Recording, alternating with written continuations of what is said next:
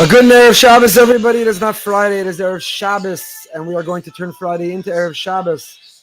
Generously sponsored by Mendy Tzipora Fishman, Eschutz V'chai Rivka Bat Tzipora Fredo, and in memory of Rabbi Lord Jonathan Sachs, Rabbi Yaakov Tzvi Ben David Aryeh. Very special thank you to our sponsors. Here's coming that siren. Shabbos is coming. We are running out of time to turn our Friday into Erev Shabbos. And we continue with Rav Itcha Meyer Morgenstern, Bayam Darkecha. He says the following. We've been going through Motzei Shabbos.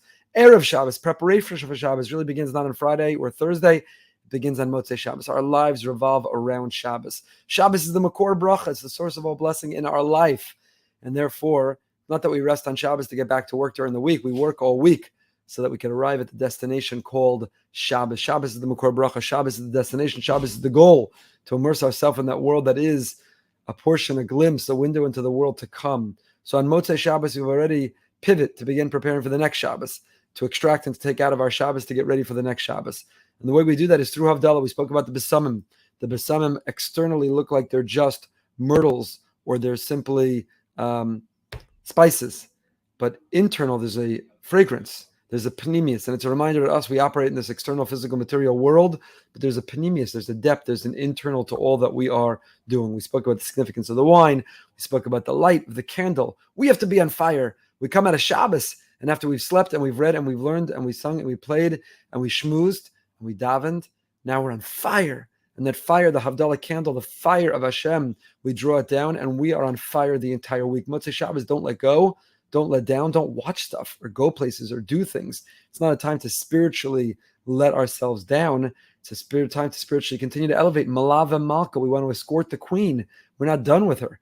We can't get enough of her. We don't want to part from her. We're Malava the Malka. So he writes the following: Yata Acharshin is Bar Lanu Ayde B'Sam Mishaf Sheish Metzias Lenevram B'Chitzonius Mikom Makom Me'ikra P'nim Yishkol Davar. Now that we imbibe, now that we took in the fragrance of the B'Samim and we understand and we acknowledge that in addition to the external, there is an internal opinius to us and to our relationships and to the physical world and to all that we engage. V'gam Kafaf Neras Metzias Lenevram L'fnei HaNer HaShechina, and we turned our fingers in over our thumb. We looked at our fingernails, but towards us we were kafaf. We submitted and we surrendered our existence to the candle, to the fire of Hashem. So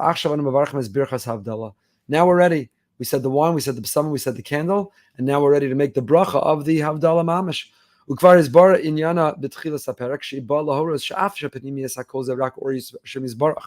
Havdallah is all about the light of Hashem.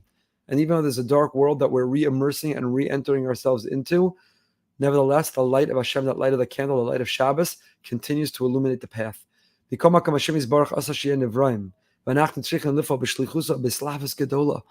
have this goal, this mission. We are agents, and we do so with a bren, with a fire. We do so with that light of the candle. We're going to re-emerge and re-enter and go back to work and back to life and back to the supermarket and back to the gym and back to the street. But we're going to do so being changed and transformed by each Shabbos that we engaged. We go into Shabbos knowing I have to extract from this Shabbos what is unique and special and distinct about the Shabbos. Then we capture it and we bottle it, and it inspires and it drives us for the entire week that is ahead. Even though there's a light of God, there's a spirituality, there's a depth to all that we do. But there are different levels when it comes to revealing Hashem's light. There are things that are mundane. There are things that are elective. And there are things that are intrinsically and inherently holy. And then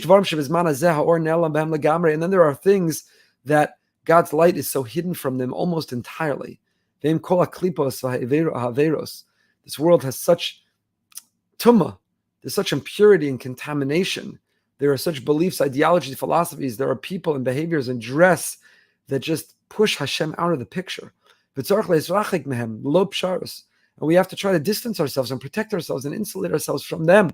We can't lose who we are. We can't assimilate our values or our lifestyle. But if you want to live this life with this vision that all is good, everything's amazing, Hashem is everywhere, Hakol Kadosh, everything's holy, Hakol Rak Or Eloki, Azai Lo Yagil L'Makam HaNacham, you won't arrive at the right destination. So we have to look and search for that which is redeemable in everything. But there are ideas and philosophies and choices that are beyond the pale. And a person has to make sure not to fall. There are the klipos, there are the shell, There are these barriers. There are these interfering factors that are trying to get us to fall off of our high, to not live the life we're meant to or capable of living. And that's the bracha that we make. Hashem is mavdil. He distinguishes between holy and mundane. So what is it? We've engaged the pnimius of the besamim. We've engaged the light and being on fire of the menorah.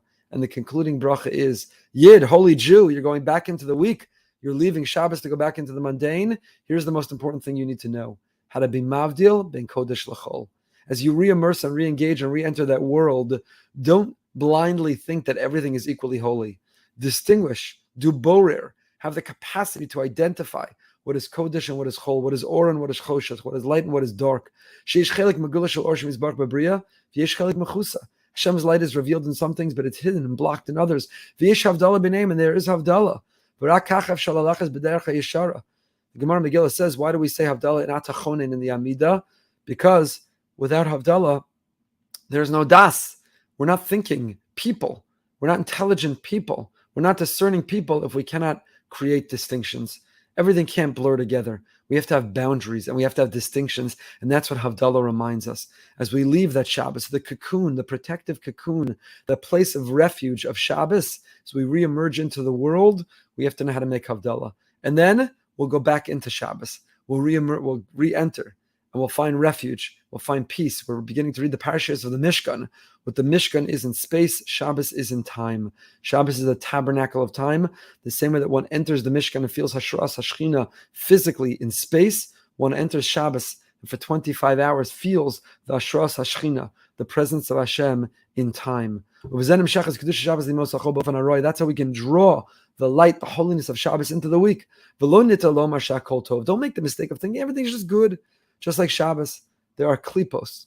During the week, we have to be vigilant and scrupulous and careful and cautious. Don't fall into the influence of the klipa, of the Yetzer Hara. You have to make Havdallah. We